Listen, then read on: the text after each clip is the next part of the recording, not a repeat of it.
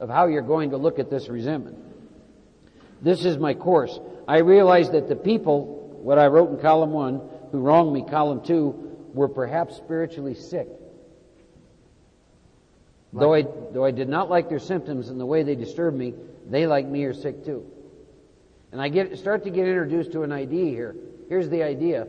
Is it possible, Mark, that these people did not wake up one day and intentionally decide to pursue a course of action to hurt you? Is that possible, Mark? Is it possible, Mark, that the extent to which you are asleep, dreaming you're awake, or spiritually sick is the extent to which you will harm others? Is that possible, Mark? It's trying to introduce me to some things. It's trying to introduce me to something else. Mark, you're sitting in judgment on someone who's spiritually sick. So are you. See? You actually believe someone could have acted different. I want to go back to this issue of choice and how it ties into inventory. I have never in my lifetime made a conscious choice to harm another human being. And they haven't done that with me either. And if you're sitting here thinking people in your life have made conscious choices to harm you, you've missed the intent of what this is trying to tell you. And it is impossible to get taken to a state of forgiveness, love, and compassion. When I understood there's nothing but oneness, and if I harm you, I harm me, I really understood what the book said. Anyone who would pursue a course of action to create any harm to another human being is doing so because they're spiritually sick. This is very much being played out in our lives right now. What is taking place is not based on people who are spiritually well. They are spiritually sick. They have no concept that there's nothing but oneness. And if I harm you, I harm me. So it goes on to say, here's what I'm going to do. I'm going to ask God to help me show these people the same tolerance, pity, and patience I would cheerfully grant a sick friend. That's a powerful, powerful instruction. Take all these people you're resentful at and imagine they're laying in a bed dying of cancer or some horrible disease. What would you do then? Let's say they said something or did something with a body racked with cancer, right? Would you be forgiving? Would you have compassion? Would you take it personal? No, you wouldn't, just like me. When a person offends, I say to myself, this is a sick man or a sick woman. How can I be helpful to him or her? God, you save me from being angry, thy will be done, and I need to avoid retaliation or argument. Why? Because I would not treat sick people that way. We get angry at sick people and ourselves. Heard a statement one time. If you said to me what I said to me, I'd have to kill you. Right? See, I have to stop doing that with myself as well. Goes on to say, referring to my list again, and this is the fourth column, putting out of my mind the wrongs others have done, I'm going to look for my own mistakes. Mistakes. The extent to which you are spiritually asleep is the extent to which you'll continue to make more and more mistakes. My experience has been what the big book said. Over the years, I have made spiritual progress. Not perfection, progress. I make less mistakes every year that I am sober. Every year that I submit to God, to this way of life, I make less mistakes. There are less amends. I put out less harm. I am more loving. I am more kind. I am more compassionate with myself and with you. Where have I been selfish, dishonest, self-seeking, and frightened? Though a situation is not my fault, I'm going to disregard the other person involved entirely. And that does mean entirely. That does mean entirely. I want to tie back to something. The greater your need, go back to the name that you wrote in column 1 and column 2. The greater your need for that person or institution to fulfill that need is the extent to which you cannot do this. The greater your attachment is the extent to which you cannot do this. Where am I to blame? The inventory is mine, not the other man's. When I saw my faults, I listed them before me in black and white. I admit my wrongs honestly, and I'm willing to set these matters straight. I'll let Joe talk a little bit about resentment inventory. I have a great story about resentment. Guy's been sober 30 years, and in those 30 years, he's become a hunter. And his whole life, he's had a dream about this one certain rifle. 50 years old, 30 years sober, his wife gives him this rifle. It's like a dream come true. Of course, being a good alcoholic, he's going to go all the way to Alaska, and he's going to shoot a bear. Goes to Alaska, first bear he sees, boom, blows it away. There's a tap on his shoulder. It's a bigger bear. This big bear says, this is also a story about whether to die an alcoholic death or live on a spiritual basis are not always easy alternatives to face. Bigger bear taps him on the shoulder and goes, sorry, that was my cousin you just killed. You have two choices. I maul you to death or I have my way with you. He thinks about it for a minute. It's not an easy alternative, but he lets the bear have his way with him. It's a little painful. He goes home. It takes about a week to recover. And now the resentment is deep. He's refeeling it and refeeling it and refeeling it. Now he's got to go back and find that specific bear. Goes back, finds that bear. Boom. There's a tap on the shoulder. There's a bigger bear. The bear says, you have two choices. I maul you to death or I have my way with you really rough. He thinks about it for a minute. It's not an easy alternative to face. He lets the bear have his way. It's really painful. He goes home. It takes him a month to recover. And now the resentment is festering. He's got to go back and find that bear. Then it's the next bear. Then it's the next bear. About the fifth time, he's up there and he now has to find the biggest white polar bear you can imagine. Finds him. Boom. Now there's the hugest bear you can possibly imagine. Taps him on the shoulder and says, that was my brother you just killed. And we've been watching you for a while. And we realize you're obviously not here for the hunting, are you?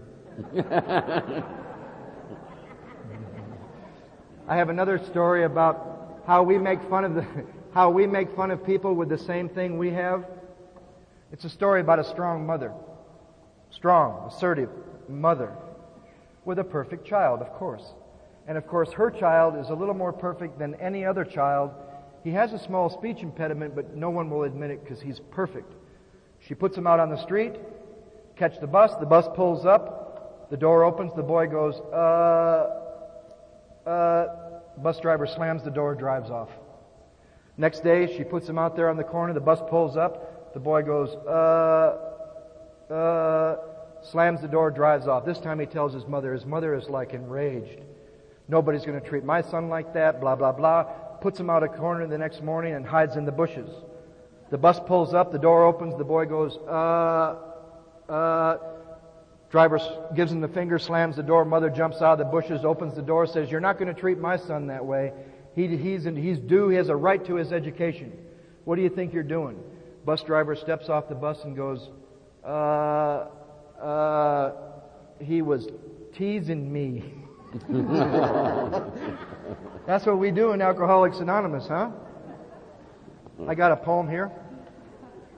It's called Becoming Someone. Blocked by confusion, I forge a destiny through impulsive acts. Self-consciously, I enter situations where personality unfolds and world impacts on a sensitive soul. Personality creates self-consciousness. Just as attention, the eye and the colorful shape trigger vision. Impact is the meeting of self-consciousness, senses, and the world. It leads to experience. I crave to have and I crave to avoid. Craving makes me cling, and senses, opinions, rules, and different selves. Clinging is to insist on being someone. Not to cling is to be free to be no one. To be someone is to be conscious, impulsive, thinking, feeling, which is born, ages, and dies, suffers torment, grief, and pain, depression and anxiety. Anguish emerges when someone is born. Impulsive acts are the root of life. Fools are impulsive. The wise see things as they are. When confusion stops through insight, impulsive acts cease. Stop this, and that will not happen. Anguish will end. A lot of people who've been around for a while get to a new resentment inventory and they don't find any resentments because you and I, frankly, don't live with a lot of deep-seated resentment anymore. I was encouraged, if we're looking for the things within ourselves which are blocking us from others, from God, and myself, no separation, just like Mark said. I'm going in there to discover that stuff that is currently blocking me. It will be a manifestation of the current unmanageability, the current self-will, the current agnosticism. So try this. Work with other words other than resentful at. Who's let you down? Who's discouraged you? Who are you jealous of? Because we live with more subtle forms of things, not less dangerous, but less abrasive, less coarse, more subtle forms of things that are blocking us. Ask God to reveal to you the things within yourself which are blocking you. I like to do the way Mark said, where I work on my first column until the first column is done. When do you know the list is done? When you know the list is done. I think this last time going through with Mark, I had 35 in the first column. People, institutions, and principles. And that was basically looking back at a 2-year period. Sometimes people in the program, when they hear that you're in inventory again, they think things like, what are you doing, writing the same inventory you wrote 20 years ago? No. I've been awakened through the first 3 steps to stuff that I've missed in the last period of time since I finished amends that I was asleep to in 10, 11, and 12. That's still there. It's still festering. It's still being refelt. It's still stuck. It might be discouragement. It might be I've been let down. It might be I've been hurt. I'm jealous. Blah, blah, blah. I just ask God to show me the things within myself which are blocking me from others, myself, and Him as one. I work on the list till I know it's done. Then, like Mark said, if let's say for the first person on my list, I have 4 things. 4 resentments, 4 whatever. A, B, C, D. I like to do 1 resentment per page. 1 page for every second column. So for Charlie, if I have A, B, C, D, that's going to be 4 pages of inventory. Because what my ego would like to do, and I'm sure those of you that work with others have seen before, the ego would like to smush it all together. Put about 10 second columns and try to squeeze in 10 third columns and this much space for the 4th column. Don't be afraid of paper. Don't be afraid of paper. There's plenty of paper. 1 resentment for each page. 1 page for every second column. So I work on the second column until it's done. This is on another notebook. Then I finally have the first and second column done. I take the first one off the list and I number it. And I put the name. And I put the first resentment, A. If I have 4 more, I'm going to make 4 more pages. And then I put which of those 7 areas were hurt, threatened, or interfered with. When she left me, see, and I think that's the truth. I still think in that state of consciousness that she left me. It's the truth. It is the truth. It's the truth that I would rather die than have to face that it maybe isn't the truth. So I put her name in the first column, that she left me in the second column, and then I asked myself, when she left me, did it affect my self-esteem? How I feel about me? Yes, self-esteem. Did it hurt what others see or feel about me? Yes, pride. Did it hurt what I want? Yes, ambition. Did it hurt what I need to be okay? Yes, security. What about our personal relation and other personal relations of people that saw that? Yes, personal relations. Sex relations? Yes. Pocketbook? Maybe, yes. Then people that have encouraged us, and remember, those of you that do the work, don't look down on things that are revealed to people doing the work that aren't necessarily word for word in the book. Remember, our founders ended the 164 pages with a statement. They'd only been doing it 4 or 5 years. What, Bill got sober in 34? 35? Someone? 4 years later, the book's published. When the book came out, which hasn't been changed, nobody had more than 5 years. And they said, more would be revealed. God will constantly disclose more to you and to us. So, some of our heroes, when they got to that line that Mark read, you see, because it's on the page where the first 3 column example is. They knew that the 4th column was like a page and a half away, but it still said, when we were finished, we considered it carefully. And they started to ask, when she left me, why did it affect my self-esteem? Because I'm no good? Because of low self-esteem? Sorry, that's usually a lie. It's because I have a little bit too much self-esteem. People are just starting to talk about in America high self-esteem and the damage it does to children. You know, at home they're told you're a perfect angel, a wonderful child of the universe. And then they meet someone in the world that says that they're not, and they like blow everybody away in the school, right? High self-esteem is sometimes my problem. Because see, I didn't stay resentful because when she left me, I'm no good and I didn't deserve her. If that was the truth at the core of my being, I'd sit there like somebody with no self-esteem. Well, I don't deserve you anyway, honey, as she's walking out the door. But I'm still angry. Why? Because there's a part of me that believes I'm above anybody leaving me. I'm a perfect boyfriend. Self-esteem. I am. This is not about thoughts and beliefs. This is about what your ego tells you you are. Now, don't think you're discovering the truth in the third column. These are the lies that your ego tries to tell you are true. Your first inventory, if it's a big one, just put the words or do what your sponsor says. But if you've been around and you get it, ask why was your self-esteem. And usually, when you think it was low self-esteem, it was high self-esteem. And usually when you think it was high self-esteem, it was low self-esteem. You're just fooling yourself. That's why you stayed angry. If you were in the truth, you wouldn't have stayed angry. What about ambition? When she left, did it affect what I wanted? Yeah. I wanted her to stay no matter what I did. That's what I wanted. Security. This is always life and death for the ego. I need her to stay to exist, to be okay. You know, like most of those R&B songs that are really codependent songs, I'm nothing without you, right? My world is empty without you, babe, right? You complete me. You are my everything, right? We make people into God and God into people, right? What about, that's my security. What about personal relations? No friend should leave me and no friend should ever see me. Me who? Mr. AA. Perfect boyfriend. No one should see me being left. Sex relations. These are my beliefs about men and women and how they interact. Women don't leave men. Men leave women. Boom. Pocketbook. No one leaving me should interfere with my money. I think it's mine. I actually think it's mine. And that's insanity with unfinished amends because you're spending their money. It's their money. It's not my money. It's a gift in the first place. I turn the page, and then I do the third column on everybody.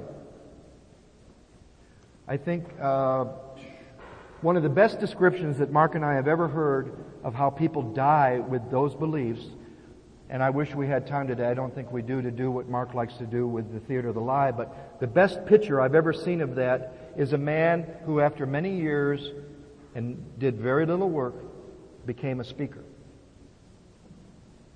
Went to the doctor one day. Doctor said, you have a problem with your appendix. You better be at the hospital tomorrow at 5 o'clock. We'll do whatever it's called. Appendix. The guy couldn't. He just couldn't get to the hospital. Why? Because he's a speaker. And you never say no to an AA request. That belief destroys more families and loved ones and children and wives and vice versa in the program of Alcoholics Anonymous than any belief. It precludes intuition, prayer, God. He couldn't go to the hospital because he's a speaker now. He went and spoke, boom, his appendix burst, he's in the hospital, dying of peritonitis. And I think back then there was nothing they could do if your appendix burst. You're just going to die of this poison in your body. And our friend Frank went to visit him every day. And he said he watched this man go through the inventory process right in front of him. One day he would say, you know, I wasn't the greatest father in the world, but you know I wasn't the worst. And he could feel another one of those personalities die.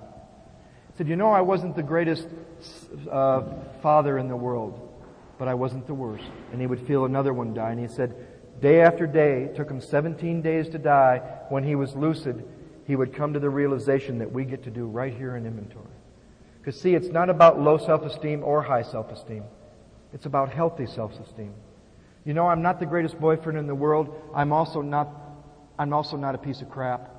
I'm a guy with 21 years of sobriety trying to do the best he can who makes mistakes. I'm human. You face your humanness in the insanity of your beliefs in the third column, whether they're high or low. You know, if they're high or low, the ego wins either way. The ego loves it if it has you the worst or the best. It can't stand just one of the guys. Average. An average guy doing an average job, trying to do the best he can. The ego hates that. I do the third column on everybody. I turn the page and I start to look for the truth because all of it's a lie. I'd like to share one more thing with you that I do with the fourth column now. I never got the check thing because my sponsor told me that the big book says, where was I selfish? Not were you selfish? Check. Were you dishonest? Because here's how I'm going to share with you how important the fourth column is. 5 steps come from the fourth column. The truth in inventory, exact nature of your defects. The truth in 6, 7, the truth you need for 8, and the truth you need to go to somebody to make amends. 5 steps come from a clear 4th column. Steps 5, 6, 7, 8, and 9. My book says, where was I selfish? I write, I was selfish when I did this and didn't do this. 3 kinds of dishonesty. There are 3 kinds of dishonesty. Outright lies, lies of omission. What's more dishonest? Lying to her about it or not telling her at all? One is not more than the other. And then there's self-delusion, which I've seen all through the 3rd column. Where was I selfish? Where was I self-seeking? Where was I dishonest? And where was it rooted in fear? Now what I do is, let's say with this resentment, she left me, and all these things were affected because of these beliefs, and this is what I did or didn't do, and this is where I was afraid. I stay in the 4th column until I can rewrite the first 2 columns. And I stay in the 4th column until I have a realization like this. Holy moly, she didn't leave me. I drove her away with selfishness, dishonesty, self-seeking, and fear.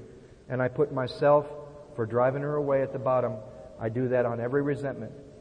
And then I take those and I write 4 columns on those, and they're either toward me or God. And I don't know why I saw it more today when Mark read it, but I really saw that line. And then we're sore at ourselves. And I believe this. Resentment is anger towards self held on to, focused on somebody else, when it's really a resentment toward yourself. I just had an inventory with 35 in the 1st column. I did the 1st and 2nd column again at the bottom of every 4th column, and there was about 10 toward myself, and there was about 5 toward God. I took those and I wrote 4 columns on those, and Mark said, you didn't even need to read the rest of those 35 pages. That'll help you with amends, but those last 4 or 5 pages was the inventory. Have you ever written inventory about a resentment toward God? Yourself? Have you ever made amends to yourself or God? Now, we can't hurt God, but we can certainly do a lot to hurt that relationship. And that whole inventory came down to resentments and delusion and disappointment and having let myself down. And it was all toward me and God. And then I write a fear inventory. I find my fears in my 4th column. I like to write 4-column inventory. I like to write 4-column fear inventory. But if you start with a big list of fears, you should break them down by asking, why am I really afraid of that? Because it's painful. Why am I afraid of that? Because I'll die. Why am I afraid of that? Because I'll live. Why am I afraid of that? Because I won't drink. And you end up with about 10 negative fears and 10 positive fears. Negative fears, drink, die, alone, abandoned, in pain. Positive fears, alive, not drinking, with power. See, I believe most of us in this room are much more afraid of having power than we are remaining powerless and irresponsible. Nelson Mandela wrote a wonderful poem, I wish I had it, about how we're more afraid of the light than we are the darkness. We're more afraid of truth than we are remaining irresponsible and powerless. And it's sad to me, because of the awakening that I've had, that many, many, many people with long-term sobriety still think that they're powerless over alcohol and that their life is unmanageable. What kind of message is that for a new person? My truth is, something has come between me and alcohol, and I'm not drunk. The power of God has come into my life, and I have a manageable life. I can use proper use of the will. I can make decisions along these lines. I'm living the way I want to live, and if you're not, where's the promise of Alcoholics Anonymous? If the problem is powerlessness, with no choice but to drink, in an unmanageable life internally as it's manifested externally, then shouldn't the solution be there's something between you and alcohol and you have the power in your life to manage your life?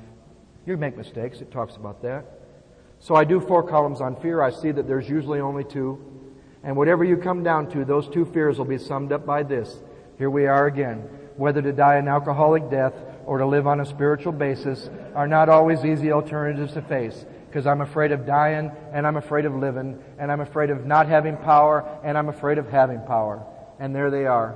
Boom.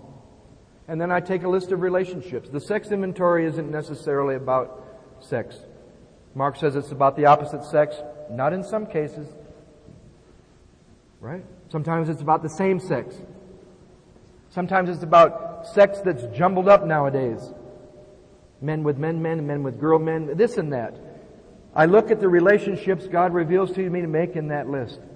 And I put myself and I put God I remember this woman in Denver that said, have you ever answered the 9 questions from the sex inventory about your relationship with God? And it was amazing.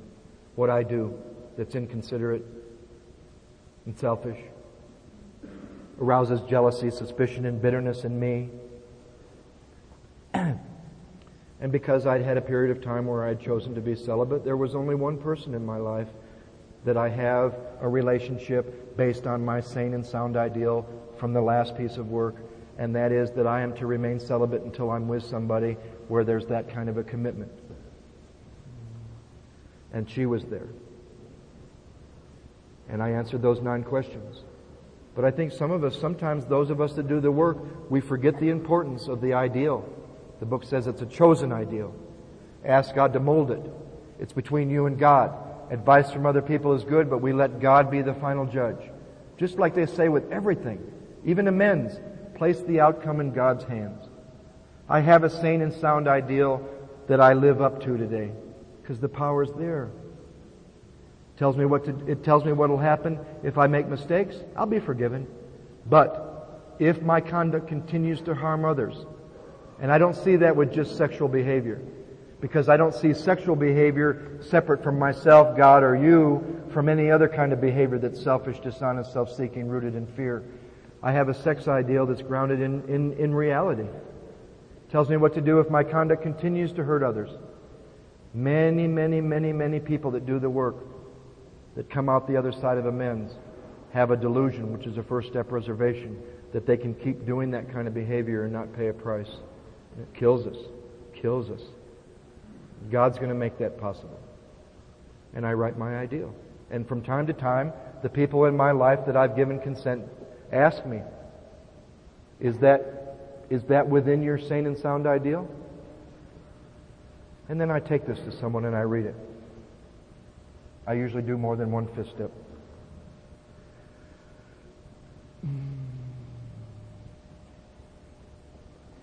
Remember, even in the short form of step 4, it uses the word once again that we've been focusing on this weekend, fearless and searching. I believe if you took 10 people, put them each in a different room, locked the door, and told them each something different about inventory, that's probably about the experience they would have. Tell this person it's going to be a horrible experience. That's probably what they'll have. Tell them that discovering the truth is going to set you free. That's probably the experience they're going to have. You're really going to enjoy this inventory. That's probably the experience they're going to have. If you find yourself in the 4th column, beating yourself up, go back to the statement, our troubles are of our own making, and find the positive side to the statement till you can go back into the 4th column. For example, let's say I'm writing the 4th column about her leaving me, and it just feels like I'm not doing anything productive. I'm just beating myself up. I go back to that statement and I sit with it until I can come back to the inventory and say this: thank God my troubles were of my making, because if they were of her making, she's either got to change, see the light, or come back for me to get free. And they don't have to.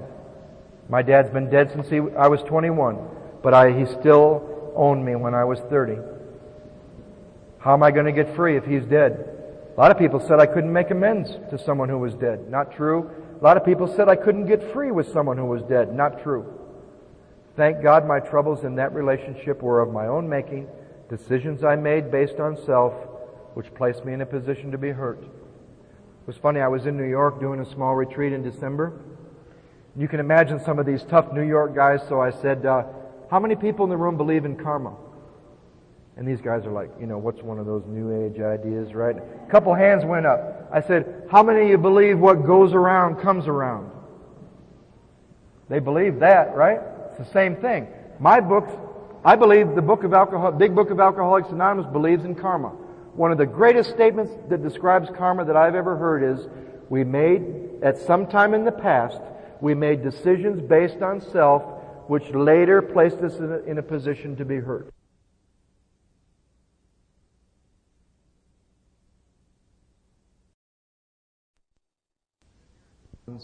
Where every one of them was toward myself or God.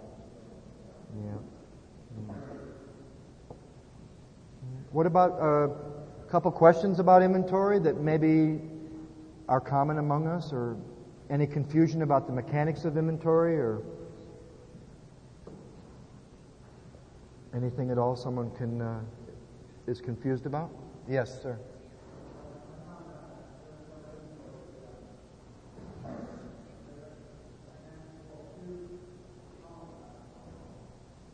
I couldn't hear you. Can you come up and maybe do it in the microphone so they have it on tape, maybe? I think that microphone is on right there. You can go. Yeah, I can pull it out of there if you want. Hi, everybody. I'm Dale, alcoholic. I just wanted to add that after doing several inventories, I came to the conclusion that where it talks about where we turn back to the list again in step 4, on the 4th column. Mm-hmm. It says, where we've been selfish, dishonest, self-seeking, and frightened. And I did identify each of those in every instance. And then I went to a 5th column and wrote down, what did I do? What was my part?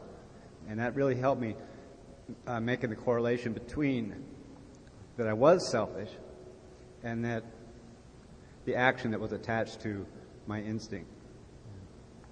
It's a great point. And the guy that does the workbook from our group in Santa Monica, he also has you do similar to what he said, where did I set the ball rolling? And where have I done that very same thing to somebody else? And of course, if harm comes to you that was caused to that person, or sometimes you're writing about one person, and before you're done with that resentment, 3 or 4 other names that you've done the same stuff with. You could make notes about other people. You could make notes about harm. Remember, in the 4th column, you're just looking for the truth. You're looking for the truth about what did you do based on that selfishness, dishonesty, self-seeking, and fear. Where did you start the ball rolling? Yeah. But it's an amazing thing to find out the first 3 columns are all a lie. Yeah.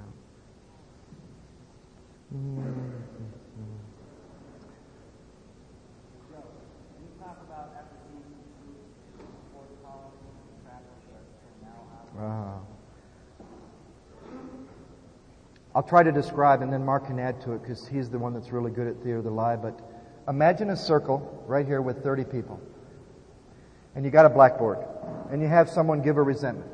And it's a guy. And he says, she left me. He brings him and he puts him inside the circle, kind of at that edge. And then he gets a girl to represent the one who left him.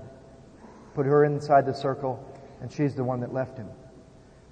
Now, he writes, she left me. And you start to ask this guy, who did she leave? What do you mean, who did she leave? Who did she leave? Well, she left me. No, me who? And they don't get it. Me who? They don't get it.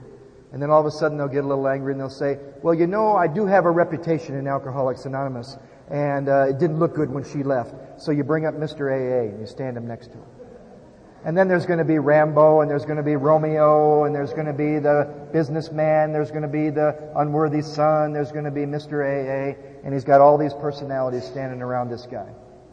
Then he does the same thing with her. Who left him? She doesn't get it. Who do you mean, who? Me who?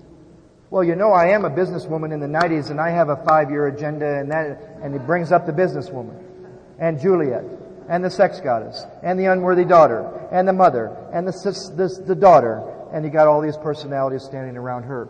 And he goes, now I'm going to show you why you're having trouble with personal relations. And he keeps reminding you, remember, this is when you're not at one. He's mad because she left, and she's mad for whatever reason she left. Neither of them are dealing with the truth.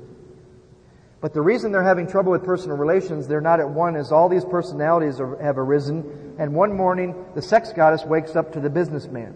He's got a 9 o'clock appointment, she wants to make love, and boom, they're like this. Vice versa, the next day, Romeo wakes up to the businesswoman, they're like this. And the only time you have a good day when you're not at one is when the right 2 personalities wake up at the same time. Then he goes further, I'll show you another reason why you're having trouble. And he asks each of the personalities how they felt when she left. How did Rambo feel? I wanted to kill her. How did Mr. AA feel? Live and let live. Right? How did the unworthy son feel? Don't deserve it anyway. Every one of those personalities has a different belief and a different feeling about when she left. Same with her. He said, there's another reason you're having trouble with personal relations. Then he says, so now you start to discover some truth. Man, I wasn't the greatest boyfriend in the world. This personality dies. man, I'm not the greatest lover in the world. I'm selfish. This one does. You admit truth, these personalities are smashed. He said, during that period of admission, like fourth column, fifth step, you have to be very careful that the ego doesn't start to say, wow, look at what I've been. So now I'll just... And he showed how all the personalities would do is get up and change seats. The passive guy goes for a class in assertiveness training, right? The businessman goes to a class on how to be more sensitive lover. And he graphically showed us how if you start to play the so now I'll game, recreating yourself in a new image, not only do you end up with a whole new third column, all the personalities do is get up and change seats. The whore becomes a nun. The nun becomes a whore. The passive guy needs to be a little more aggressive. Be careful when discovering truth that you don't start to create yourself. Let God do that as He would have you, the good and the bad, give Him it all.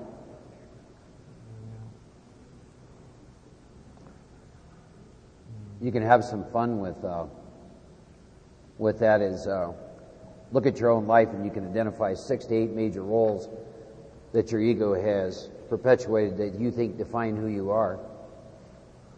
I recently did some work with a woman in Houston, Texas, who in 1 week had 5 of those stripped from her. She called me going insane, saying, who am I? And what happened was her husband left, so the wife was fighting for her existence. Her son was gone, so the mother's fighting for her existence. They were going to have to sell the house because he wanted the divorce, so the homeowner was fighting for her existence. They had been Mr. and Mrs. AA down in that neck of the woods. And now they were separated, and so that was gone. And she literally didn't have a clue who she was. And I said to her, what an incredible, wonderful experience you get to have. Of course, that is not what she wanted to hear. She said, what are you talking about? And I said, because you become attached to all of them. And then depending on, over the next couple of months when I did some work with her, I could always tell which one of them was calling me. Sometimes the wife would call very angry. Sometimes the spiritual woman would call, and of course she understood, and she was kind, loving, and forgiving. Sometimes the homeowner would call, and she was angry because she'd put a lot of time and effort and work in this home. And ceremoniously one day I told her, go out in the back of your yard. I want you to dig 5 graves. And I want you to bury those. That's not who you are. I live in a world of impermanence, and I'm in the world to play the role that God has assigned. Do not attach to the role. That's freedom. See? You're in a one-act play, and every day it shifts and changes, and you don't get to decide your role. That's already gets decided. You just get to play the role for a day, but don't attach to it. That's when you get to go through life being a free man, a free woman. That's why they say in connection to the fear inventory, remove my fear and direct my attention to what you would have me be. We always think we're going to have to do something about all this stuff. What do we, like they say, relax and take it easy after you've discovered something that crops up. Right? We always think we're the ones that have to do something, deal with it, cope with it, work on it, figure it out, fix it. I've seen through fear. Now, does that mean I don't ever have any fears? No. Los Angeles right now has been, for me, an experience where the whole energy in the entire city is just riddled with fear. Do I have to be dominated by that? No. Can I move into faith at any moment? Yes. Is it a scary time in our history of this planet? Yes. But we don't... I used to admire Michael Moore, this guy that got in trouble at the Academy Awards, and he's got a pretty good book called Stupid White Men. And I saw him on Oprah the other day, and I saw through the delusion that he's trying to sell. Because he's got some pretty good ideas, but he's saying people shouldn't be afraid of this and this and this and this. They're afraid of the wrong things. They should be afraid of this and this and this and this. And I thought, you're doing the same thing that you're blaming the people that are programming us to be afraid are doing. You're just saying it should have another name, and you're not telling people how to get free of fear. The way to see through fear when you discover one is to ask yourself, ask God to show you, what is the idea behind this fear, rooted in self-reliance, that I can do something about this fear without God, and the fear can disappear.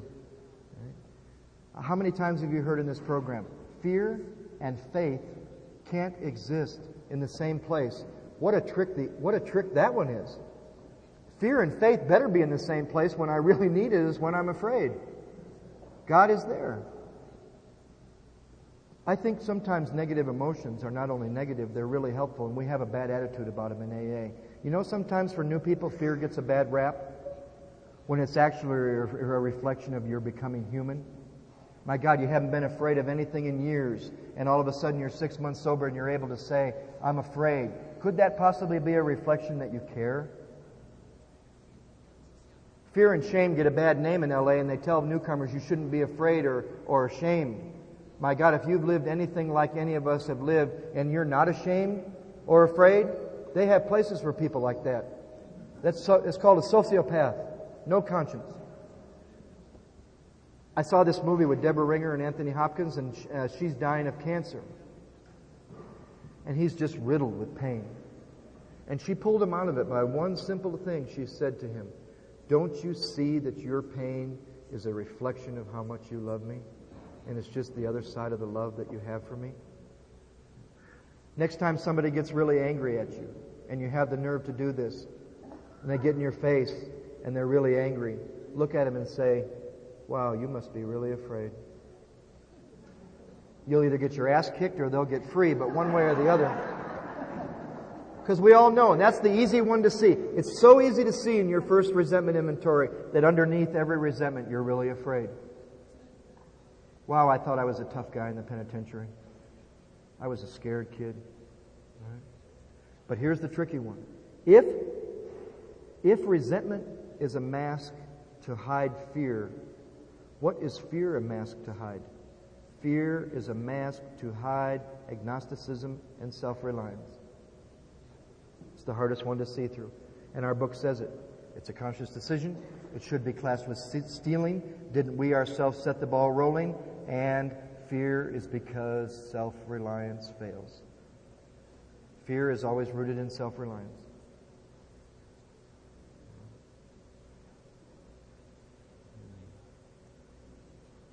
We'll talk about the fear inventory a minute. The extent to which I was attached to those roles is the extent to which fear drove my life. Fear is the driving force behind virtually every amend that I've ever made. Fear leads to this sense of separation I have from you, my true self, and God. So I want to talk about this. Page 67 of the big book talks about that. Fear, about 5 lines up from the bottom, fear somehow touches every aspect of my life. Get a conscious awareness of that. Is that true? What constitutes your life situation? Well, your finances, personal relationships, your physical health, your emotional health, your mental health, your career, if you have children, etc. Does it touch every aspect of your life?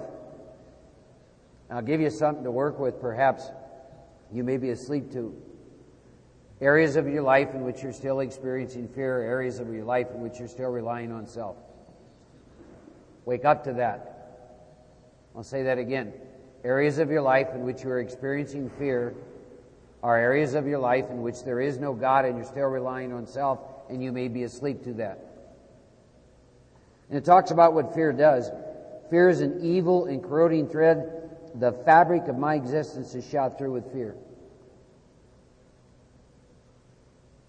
Boy, do I know that one. I remember being about 10 or 11 years sober, and I'm not sure what precipitated it again, and I got in touch with this fear. And I remember driving down the road, and I'm just taking my fist and I'm punching the ceiling and saying, God, I am so sick of living my life based in fear. I am so sick of living my life based in fear.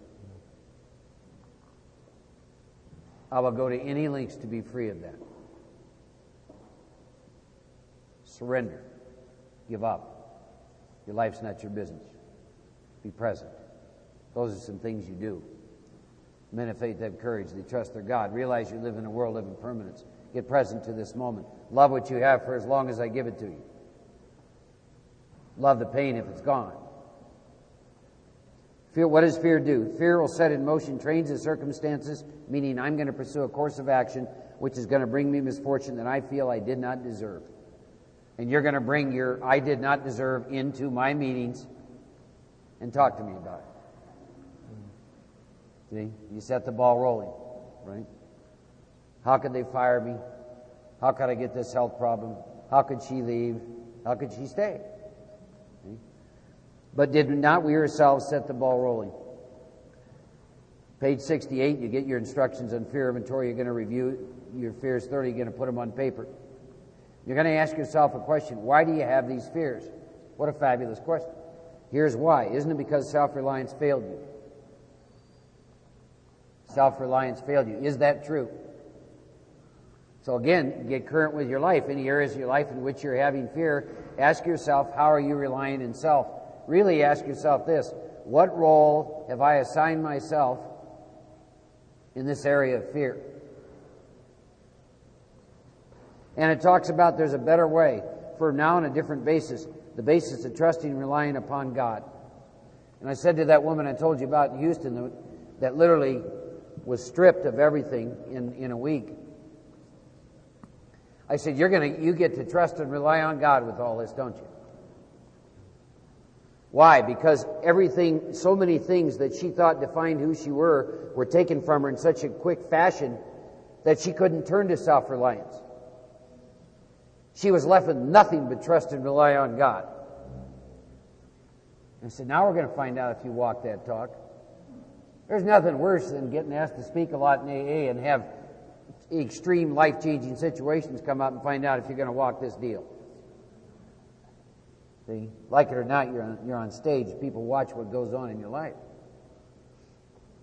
I've been through a lot of things since I got sober. Divorces and bankruptcy and physical health problems, and I've lived in several different places and different career changes and let go from jobs and PTSD and trauma from Vietnam and just locked up in a nut house and all kinds of stuff. Why? Because that's life. My life's not any different than anyone sitting in this room. That's life. And the sooner you get in touch with this power and can get rid of free, then the sooner you can experience all of that. It's not necessary to drink. It's not necessary to go nuts. If you'd ever told me that I could experience great pain and great joy at the same time, I'd said you were nuts. I live in a world of relativity. It means you go from pain to joy. If I'd never had pain, how would I know what joy is? I thank God for everything. It means I'm still breathing. I'm alive. I'm not obsessed with I got to be happy all the time.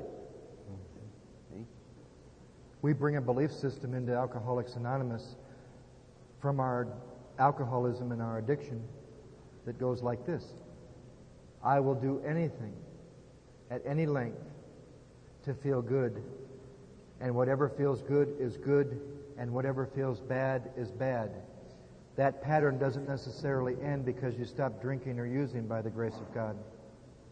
Then it starts to show up in your life, and you've done the work, and you become so good at 10, 11, and 12. This is what she and I were talking about during the break. I had become so good at 10, 11, and 12 that my philosophy was, if it feels good, it's good. If it feels bad, it's bad. So avoid anything that makes me uncomfortable. And that's a big delusion about life.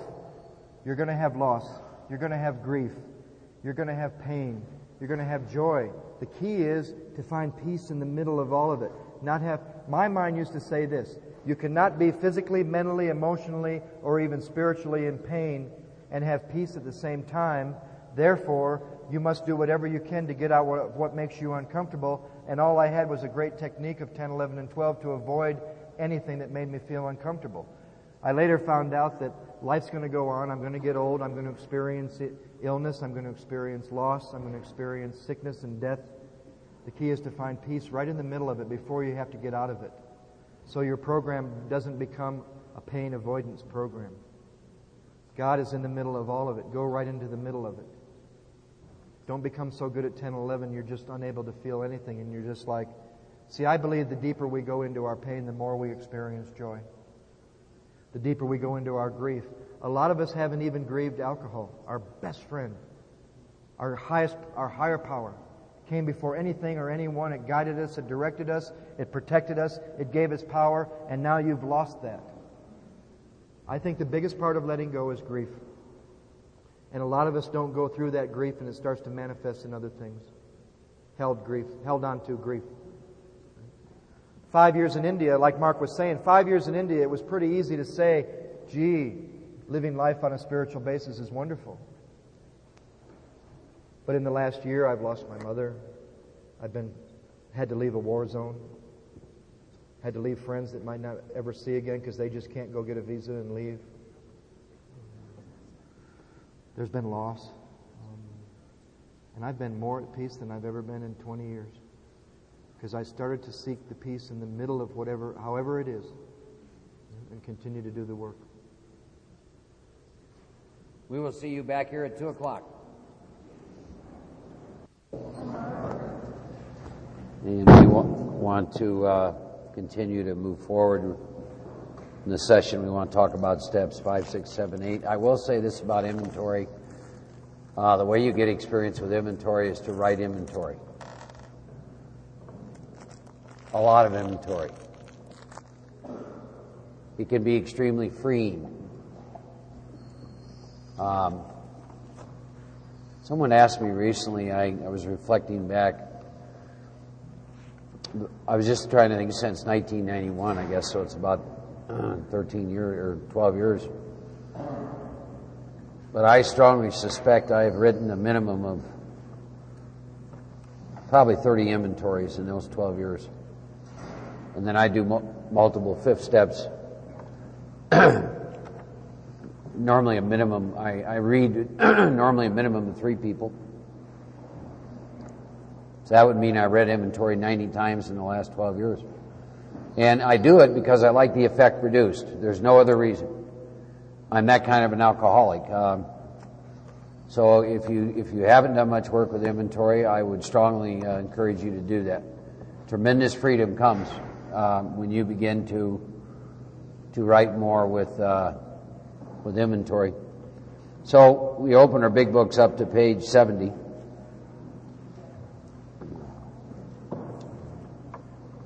I do want to make one comment where it says to sum up about sex on page 70. There are 4 things in there to ask you to do, and I can tell you from experience those 4 things you can apply to any situation in your life. The book says, I earnestly pray for the right ideal. I've used this in business, personal relationships, etc. For guidance in each questionable situation, for sanity, and for the strength to do the right thing. 4 great, incredible prayers to work with in any area of your life. So we get done with this inventory. The book goes on to say, if I've been thorough about this, I've written down a lot. I've listed and analyzed my resentments. I've begun to comprehend their futility and fatality. My resentments are futile because I can't do anything about the external world's actions or behaviors. They're fatal because they cut me off from God, from the power of God that I need in my life. That conscious contact. It says, I've commenced to see their terrible destructiveness. I've begun to learn tolerance, patience, goodwill toward all men, even my enemies, for I look on them as sick people. That shift in consciousness and how you perceive things. I've listed the people I've hurt by my conduct, and I'm willing to straighten out the past if I can. They're introducing us to steps 8 and 9 here, and telling us we're going to get this list from the inventory we wrote, in addition to prayer, seeking more. In this book I read again and again, faith did for me what I could not do for myself. It goes on to say that I'm convinced now that God can remove every self-will has blocked me off from Him. My self-will cannot remove my self-will. Power of God can eliminate my self-will. And it's my self-will always that blocks me off from conscious contact. So if I already made a decision, 3rd step in an inventory of my grosser handicaps, 4th step, I made a big beginning. That being so, I've swallowed and digested some big chunks of truth about yourself. So chapter 6, into action, talks about having made this inventory, what I do about it. Trying to get a new attitude. Step 2, new relationship with my Creator. Step 3, discover the obstacles in my path. Step 4, admitted certain defects. Ascertain the rough way what the trouble is. Put my finger on the weak items in my personal inventory. Now these are about to be cast out. This requires action. Now I'm going to get some, and then it goes on to talk about, I then will admit it to God, to myself, and to another human being, the exact nature of my defects. And I'm in the 5th step, and it talks about toward the bottom of this page, gives me a pretty good reason why I need to do this. If I skip this vital step, I may not overcome drinking. Tie me back to the 1st step again. Talks about trying to avoid this humbling experience, I turned to easier methods. And the promise is almost invariably we're going to get drunk. See, you're back to something again. Die an alcoholic death, read this inventory. You know, it doesn't require a lot of thought. Pretty simple, given a choice. That's why you always have to remember your intent as you go through the steps. Die an alcoholic death, take the action predicated in the step.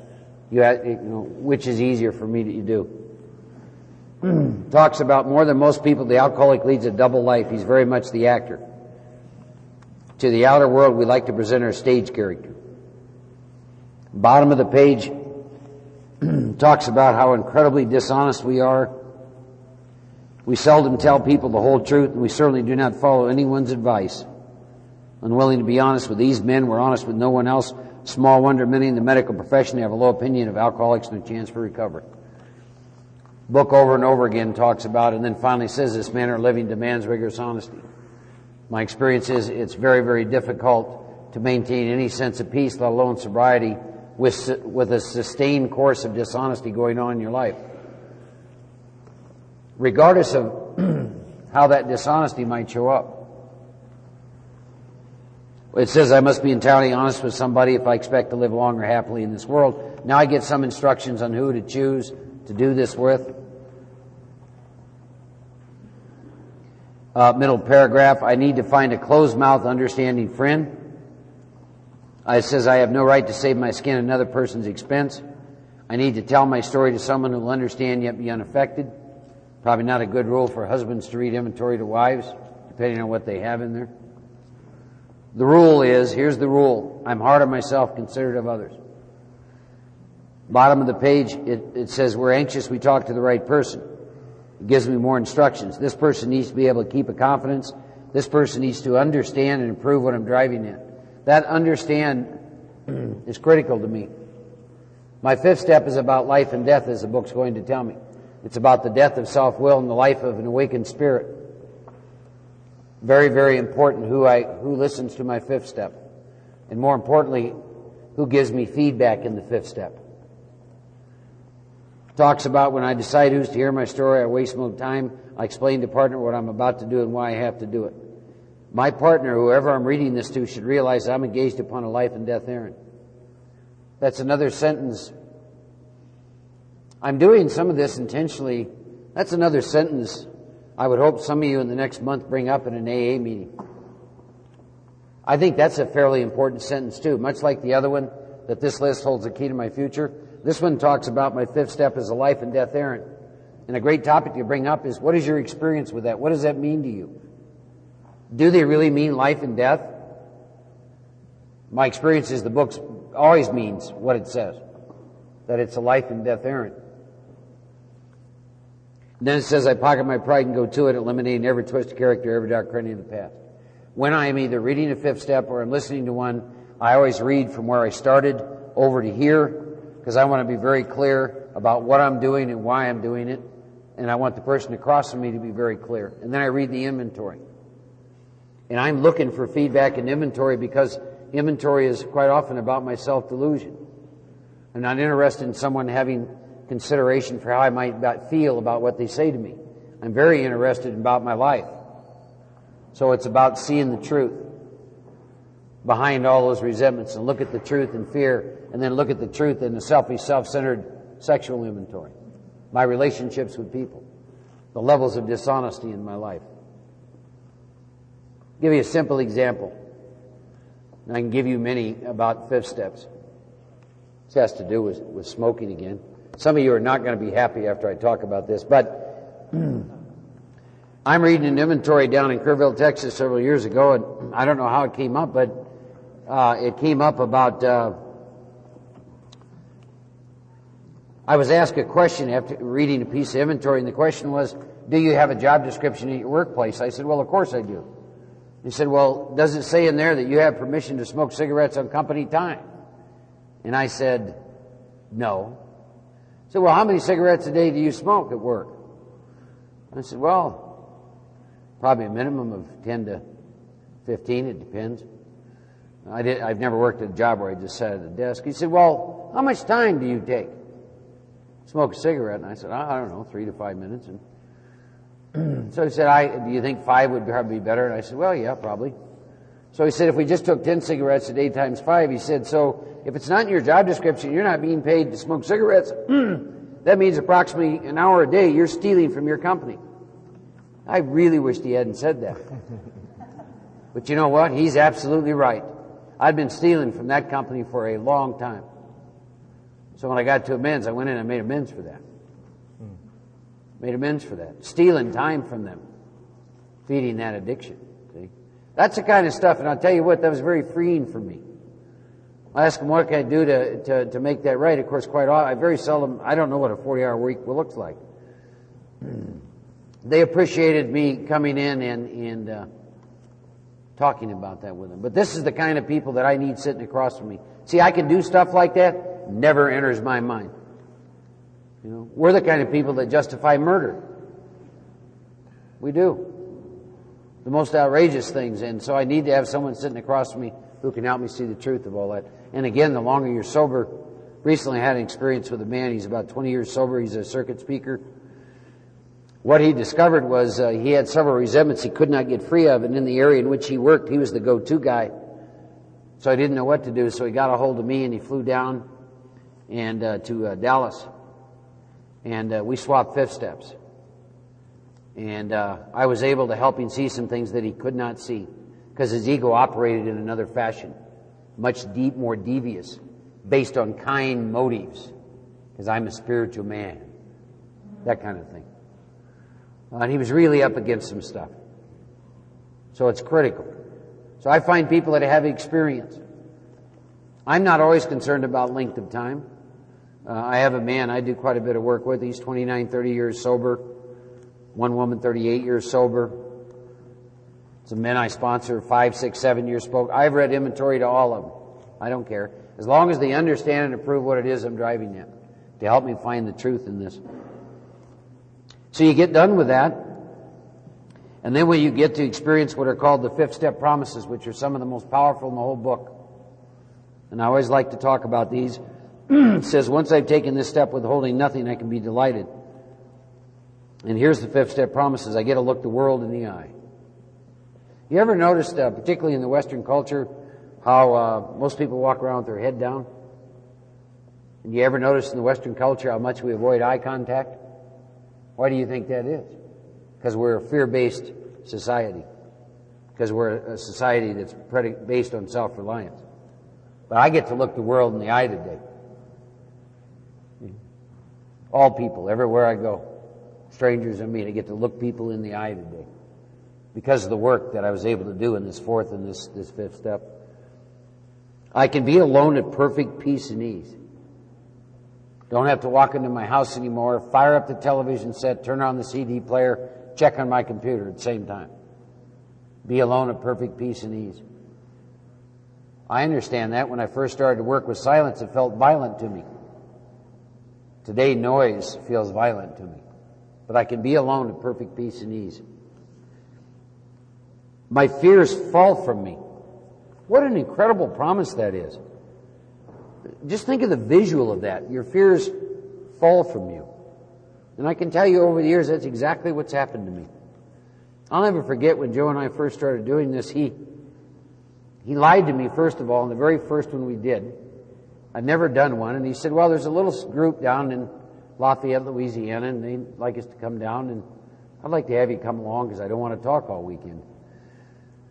And I thought, well, okay. So I drive down. Hey, there was it's in a hall like this, 300 people, right? Little group. I was terrified. Absolutely terrified. My fears fall, and I keep doing this work. And I reached a place, actually, quite a few years ago, where I'll never forget where the first time, actually I think it was in a huge auditorium. I think it was down in Kentucky. Must have been 1,000 people there. And I remember standing up there with as much calm and peace as if I was sitting in my living room with a good friend. And I said, this is an amazing deal. That a guy like me can have this kind of freedom from my fears, and they begin to fall away from me. I begin to feel the nearness of my Creator. That's why I drank. I was disconnected and felt separate from my Creator. And as a result of this work, I begin to feel the nearness of my Creator. I may have had certain spiritual beliefs, but now I begin to have the spiritual experience. The feeling the drink problem has disappeared will often come strongly. I feel like I'm on the broad highway walking hand in hand with the Spirit of the universe. What incredible, incredible promises. How could you not get excited about writing an inventory and doing a fifth step if this is the payoff? And I submit to you that if you've done that and this hasn't been the payoff, do it again. Find someone else who's maybe done more work, who can give you better directions. But these are incredible promises to experience in your life. Get done with the fifth step. It says, I go home, find a place where I can be quiet for an hour. I believe there's spiritual virtue in following instructions. I take a timer and I set it for 60 minutes. I don't set it for 58 and I don't set it for 62. There's a part in me that the rules have never applied. Y'all know what I mean. Speed limit signs, just, the lanes, the fast lanes for two people, but you're just by yourself because that looks like one for you. Everyone else is backed up and that's got the alcoholic's name on it, right? Rules don't apply to me. I can't stand waiting in line. Gotta wait 7 days. What? I mean, I've always been that kind of a guy, and what I found in this, in this path is it teaches me some things by following these precise, specific, clear-cut directions. So I take that timer and I'm going to review what I've done. What have I done? I've looked at the first 5 steps, haven't I? I thank God from the bottom of my heart I know God better. Now, it took me a long time to understand the sentence, because what I really just got through doing was reading 3 inventories to somebody. Resentment inventories, in which I finally got over to my 4th column, and I see how incredibly selfish, self-seeking, dishonest, and fear-based I am. A fear inventory. And then a selfish, self-centered sex inventory. And I've read this to another person. And how is it I know God better? Did that ever confuse any of the rest of you? You ever wonder about that? Well, the reason I know God better is because I experience truth, and God is truth. This is the truth of how I've been living my life.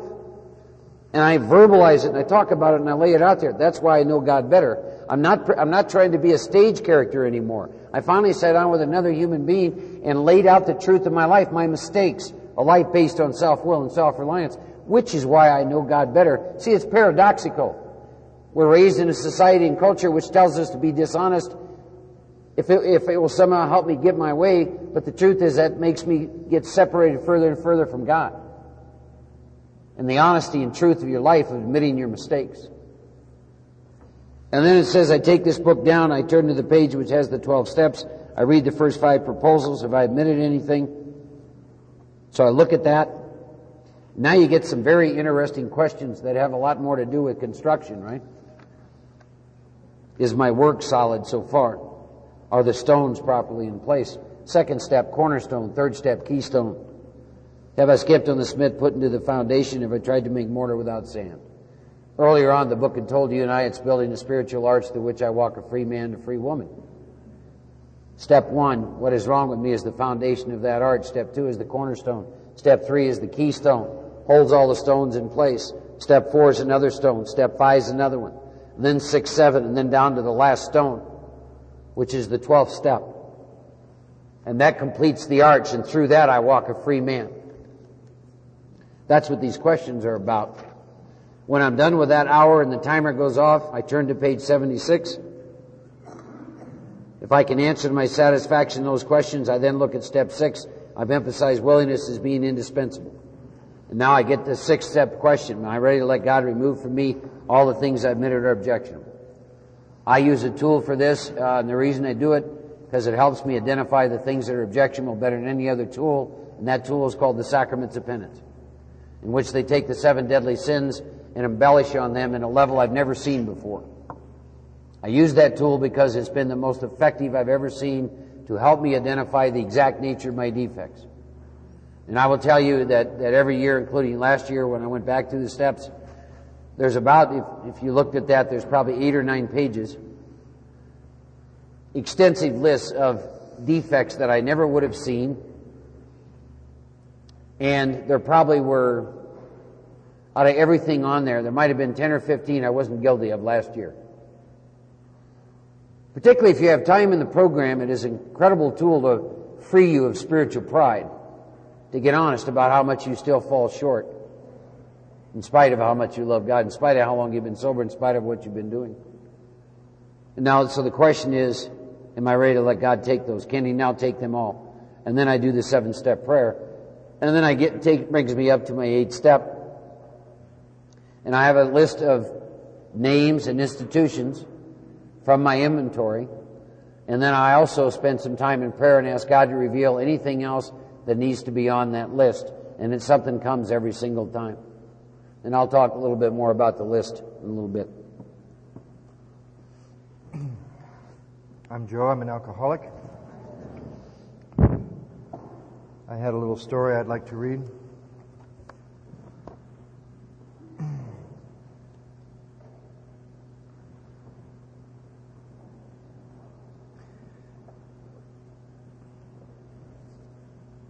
It was battered and scarred, and the auctioneer thought it was scarcely worth his while to waste his time with an old violin. But he held it up at the auction with a smile. "What is my bid, good people?" he cried. "Who starts the bidding for me? $1, $1, $2, who makes it $3?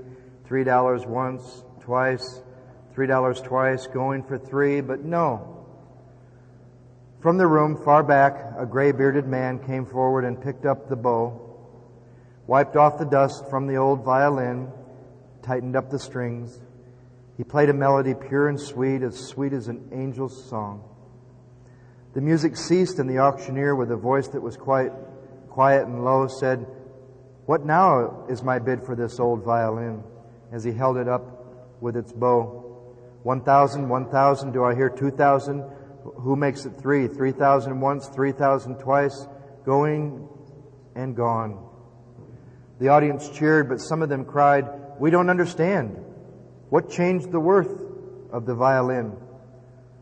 Swift came the reply from the auctioneer, "The touch of the master's hand." And many a man whose life is out of tune, all battered with bourbon and gin, is auctioned cheap to a thoughtless crowd, much like the old violin. A mess of potage, a glass of wine, a game, and he travels on. He's going once, he's going twice, he's going, almost gone. But the master comes, and the foolish crowd never can quite understand the worth of a soul, the change that is brought by the touch of the master's hand. I like that. Like I said, I was given this gift in 1982 in Denver. And there were times early on, and there was times since when I didn't remember it was a gift. I took it for granted. And I was 5 years in Denver, and then 10 years in Santa Monica, and then 5 years in northern India. And then I've been back now a year. And in the last year, we've been a few places. I've spent 2 months in New York, and 6 months in Texas, and a few months in Los Angeles, and I see a common denominator, and I'm talking now about groups where they do the work in the Big Book. And what I noticed was in a lot of these places, there's a lot of friction that I don't think is necessary among people that do the work. Personalities, dogma, rigidity, and I don't know. And I love the traditions. They were never soft-sold to me. They were never, and I don't know if they use this phrase in Arizona, but in California, actually in the format of a meeting sometimes they'll say, the traditions are to the group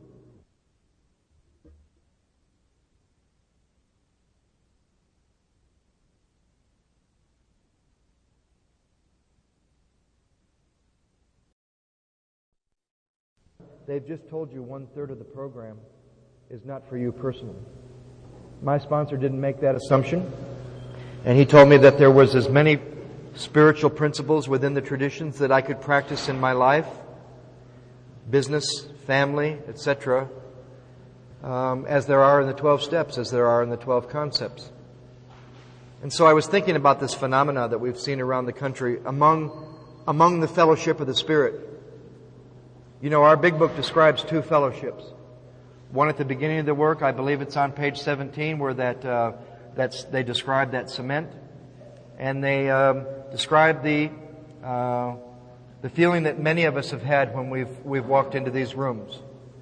The spirit of the fellowship of Alcoholics Anonymous. Joy and escape from disaster, camaraderie. But then it's funny that at the end of the process, I think it's right around page 164, they describe the fellowship of the Spirit rather than just the spirit of the fellowship. And they say that here and there, once in a while, you will meet an alcoholic who's had a vital spiritual experience. Now, I believe there's alcoholics that have had spiritual experiences, but they didn't believe it was vital. It was just nice. It wasn't about life and death anymore. I've been places, and I'm sure many people in this room have been places where in a big meeting where people are sharing, one guy, you're visiting, you're from out of town, one guy can say one thing and you just feel like you've met another brother in this fellowship of the Spirit. And I believe that's a fellowship within the fellowship of people who've experienced conscious contact, spiritual experience. And I think it's sad we're already enough of a minority that we start separating ourselves from each other, those that we share a common solution with judgment and gossip and criticism and rigidity. And I was wondering, when I was praying one morning, what I could say to this group in New York, and it dawned on me, the first tradition. And the first tradition states that our common welfare, let's just say, of your home group, our common welfare should come first. Personal recovery depends upon AA unity. So how does that break down? The group comes first. But my personal recovery depended on the unity and the message of that group. So what started to come to me was, as important as my personal recovery depends on the unity of the group, don't ever forget this, it works backwards. The unity of the group depends on your personal recovery. I believe if the individuals in a group are continuing to do the work, make amends, talk to each other, be accountable, you wouldn't have a lot of these splits among people that really shouldn't be. We really shouldn't be split from anybody, and that's what my inventory shows me. So first of all, it has to be about life and death. Does the unity of Alcoholics Anonymous still have something to do with your personal recovery? And conversely, does your personal recovery bring about unity around you? And I believe it does. In my last fifth step, Mark made a point that throughout that fifth step there was a phrase or a word that continued to show up that was causing me problems, and that was the word friend. I have a preconceived idea what that means. I sometimes take it for granted. And I sometimes assign that title to people that aren't my friends. And I always remember one of my heroes, Frank, saying, "Be friends with your friends, but know who your friends are, or you'll find yourself blindsided by people who aren't." You know, and I would read something to Mark in this fifth step, and he'd say, "Boy, you sure use that term friend a lot. Were they really a friend? And were you really a friend?" You know, it's funny. I expect people to be a lot more than I expect from myself. He was friends with people he didn't even like. Yeah.